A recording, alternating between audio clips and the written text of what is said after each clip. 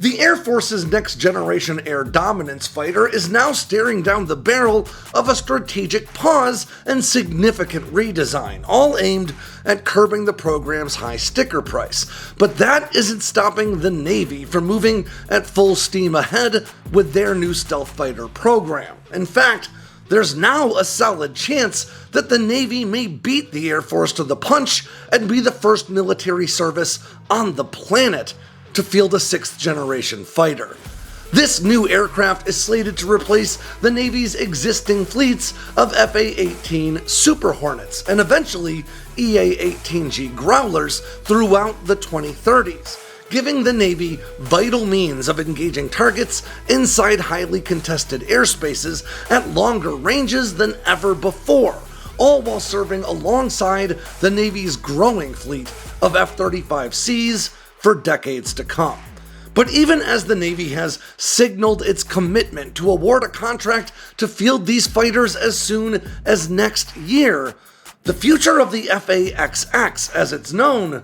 is still far from certain. So let's talk about the Navy's plan to field what could be the world's first sixth-generation fighter, the capabilities it will need to bring to bear, and whether or not the Navy could emerge as the new dominant force in the world's skies. I'm Alex Hollings, and this is Air Power.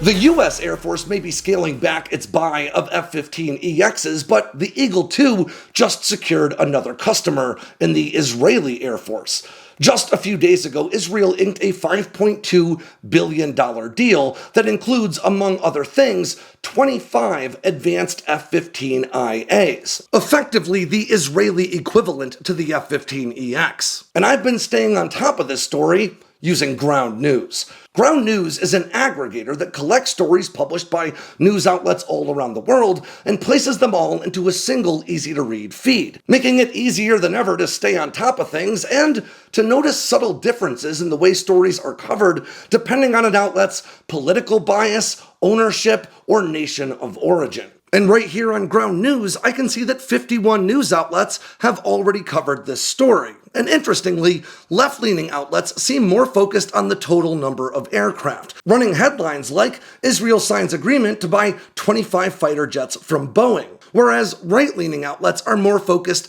on the top-line price tag, using headlines like Israel signs $5.2 billion deal to acquire advanced F-15 fighter jets. And something new that I've noticed in the Ground News feed is that it now also identifies if an article has been reposted or syndicated, as we say in the news business, from another outlet, making it easier than ever to trace a story back to its source. And because I like to maintain a well-balanced media diet, I love their blind spot feature that shows me stories that are getting lots of coverage in one political sphere and are being ignored in the other. Ground News is an invaluable part of my research and my day-to-day news consumption, and between now and the end of the year, I can get you a better deal than ever before. Just go to ground.news/sandboxx with 2 X's or follow the link in the description below to get a whopping 50% off the same Vantage plan that I use every day. Again, that's ground.news/sandboxx with 2 X's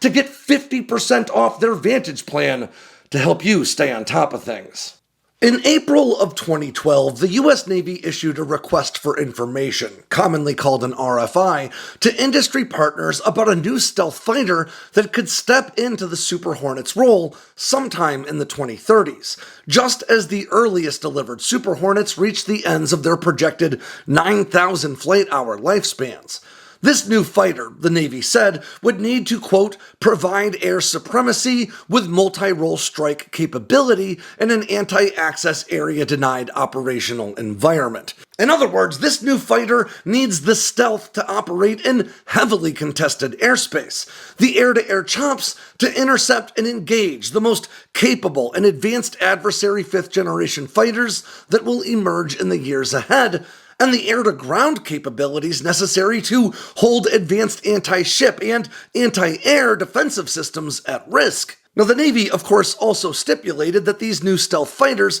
would need to operate off of America's Nimitz and Ford-class supercarriers, with an emphasis placed on their ability to complement the growing capability set of the F-35C, as well as an uncrewed ISR and strike UAV program that was ultimately shelved, arguably in favor of the Navy's drone refueler program that has since manifested in the MQ-25 Stingray. But as Rear Admiral Donald Gaddis clarified at the time, there was no program of record to field this new fighter that was already underway, and instead, that RFI was an exercise in learning more about what the future of air power might look like, an image that would become significantly clearer to the Navy just a few years later.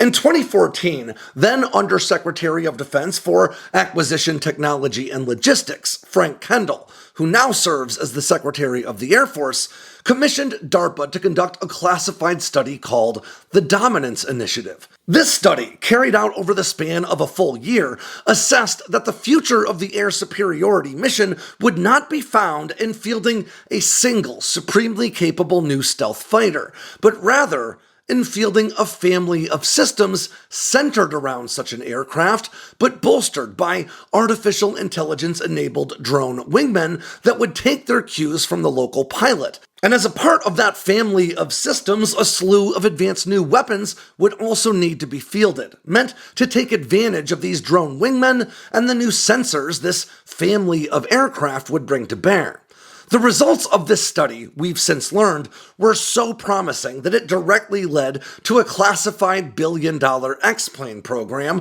with the program's cost divided between DARPA, the Air Force, and the Navy. That X-plane program was called, you guessed it, Next Generation Air Dominance, and it produced at least one flying technology demonstrator that broke some kinds of records, though what records exactly have still yet to be revealed. Within the halls of the Pentagon, this program was seen as a resounding success, and it soon became the basis for both Air Force and Navy efforts to field separate but similar new fighters, with the Air Force effort generally referred to as the Next Generation Air Dominance Fighter, or NGAD or NGAD, and the Navy effort known to most as FAXX. But officially speaking, they both technically fall under the same NGAD umbrella.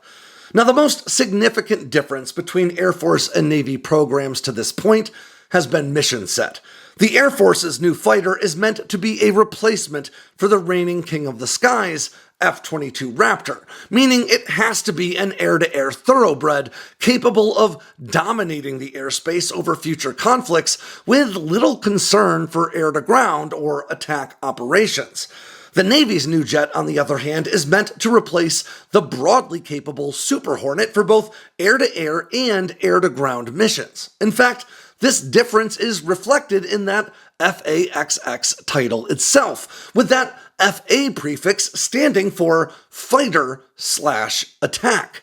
This designation originated with the first FA-18 Hornet, which was the first fighter in history to switch between fighter and attack modes in combat using just the flip of a switch. And while all modern fighters are technically designed to be multi-role, the decision to maintain that FA moniker is clearly an intentional nod to the need for a broad capability set. And to that point, further down the line, the FAXX is also expected to step in for the Super Hornet's sister aircraft, the EA-18G Growler, in the electronic warfare role as well. Now, exactly what that Next Generation Air Dominance X-plane program demonstrated so effectively that it sold both the Air Force and the Navy on this concept isn't quite clear, but there are some assumptions we can make based on what little information has trickled out to the public. It seems unlikely, for instance, that this effort demonstrated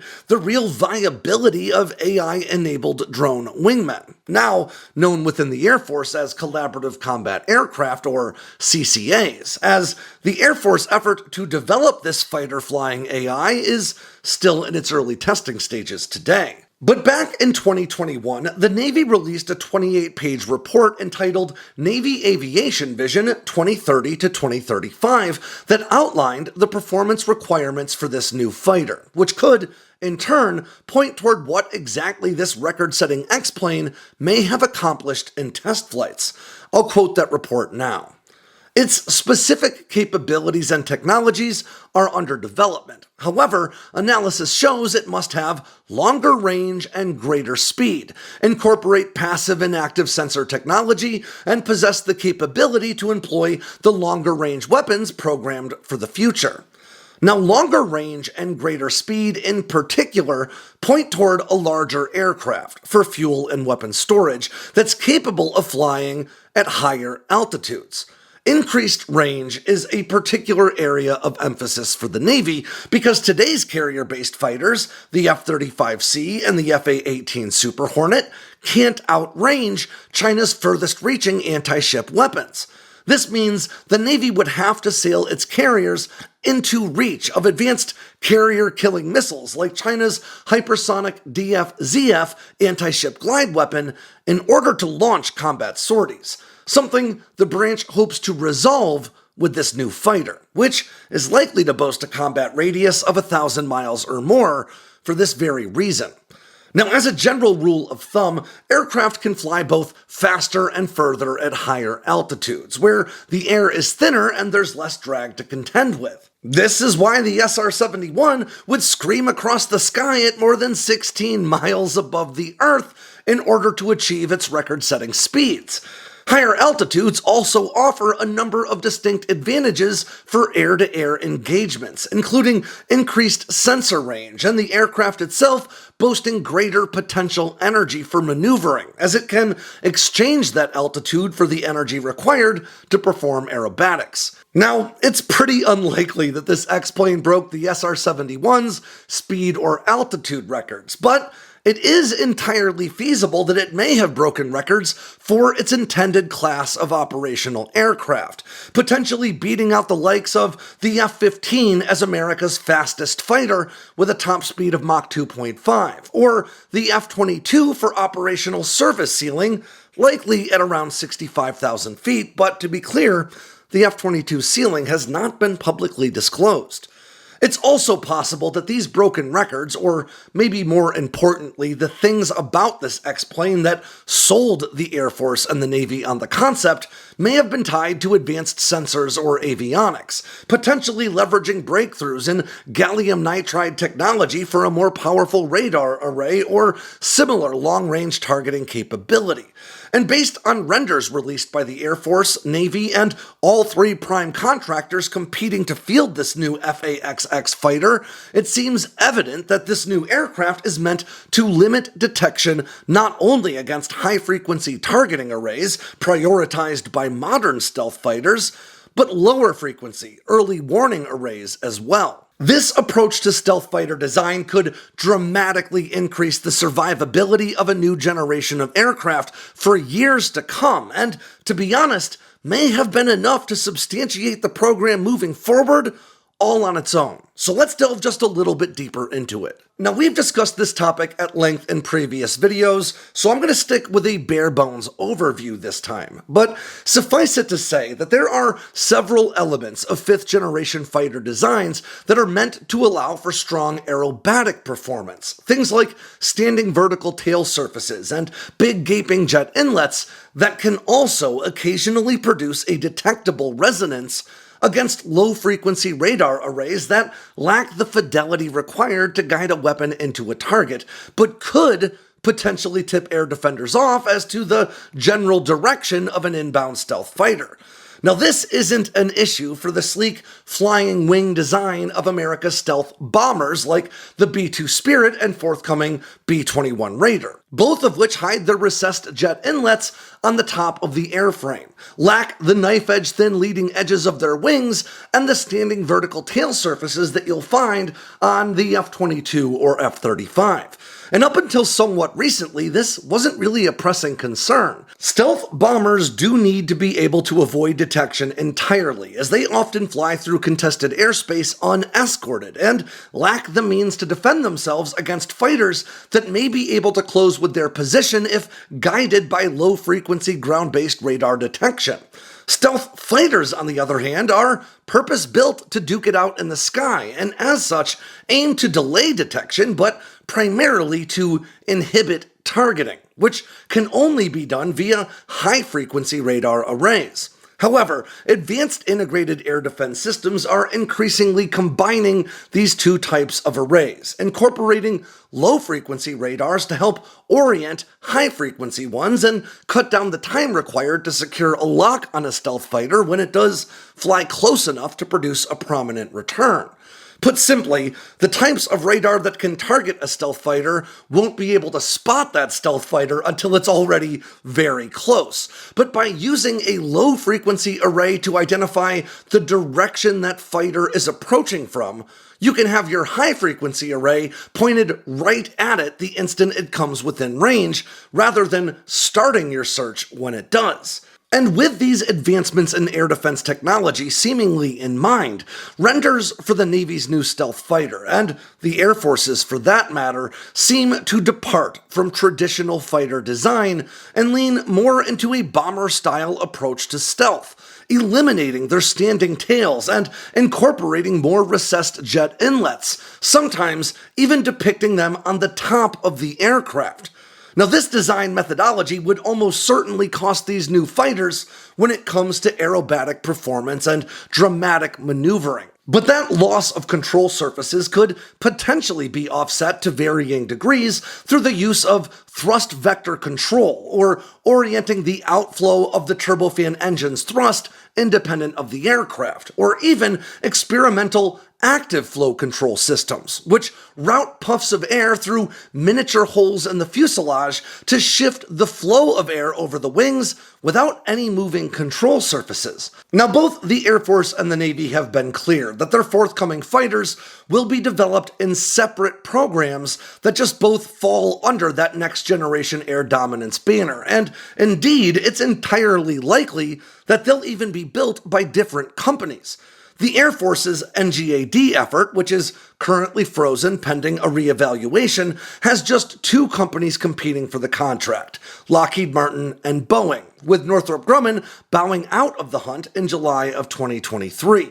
The Navy, on the other hand, still has all three of those contractors in play, and while the Air Force is stripping its sixth-generation fighter program down to its bolts in search of cost savings, the Navy still aims to move forward as previously planned. And that makes it all the more likely that the fighters to emerge from these efforts might not look very alike externally, but they might nonetheless carry several of the same modular systems internally, particularly those used to control their AI-enabled drone wingmen. Now, this would bring down the overall production and sustainment costs, as well as the expenses associated with future updates and upgrades, because of the total volume of airframes supported. And while we're talking about commonalities, it's also pretty likely that the Navy's new fighter will share its engines with the Air Force program, pulling from one of two engine designs in development through the Air Force's Next Generation Adaptive Propulsion Program, or NGAP. These new engines, in development within both GE and Pratt & Whitney, are expected to offer double-digit improvements in thrust, range, and fuel economy over even the advanced turbofans found inside the F-22 and F-35 today. And with the Navy's emphasis on range and speed, these improvements would certainly be welcome. But despite the Navy's commitment to fielding its next fighter in the near-term future, this effort has also faced its fair share of budget uncertainties. Like the Air Force, the Navy is facing the pressing need to replace very pricey Cold War systems that are approaching the ends of their service lives, like its Ohio-class ballistic missile submarines, Nimitz-class aircraft carriers, and more. Earlier this year, for instance, the Navy postponed the allocation of roughly $1 billion meant to further R&D for the F/A-XX fighter in 2025, in favor of diverting those funds toward current state readiness instead. And just last month, Defense Secretary Lloyd Austin warned Congress that mandating the procurement of a second Virginia-class attack sub in fiscal year 2025, something he warned industry couldn't support to begin with, could come at the expense of delaying the new fighter program entirely. So, while the Navy may now be positioned to take the lead in the increasingly global race to field the world's first sixth-generation fighter, that lead could be short-lived. Last week, the defense ministers of Japan, the UK, and Italy agreed to fast-track the development of their next-generation fighter, currently known as the Global Combat Air Program, or GCAP, with an in-service target date of 2035, a timetable that appears to be only slightly behind its American counterparts. And another European sixth-generation fighter effort, led by Airbus and Dassault, is aiming for a similar timeline. And while the Navy has expressed that they're all in on moving forward with the F/A-XX fighter program, there's also no denying that some elements of this effort are intrinsically tied to the Air Force's next-generation air dominance fighter that is currently on hold and will hopefully be all hashed out by the end of this year. So it sure looks like, when it comes to fielding the world's first sixth-generation fighter, it is still very much anybody's race. But I wouldn't be doing my job if I didn't remind you that the real competition is not who can field their fighter first, but rather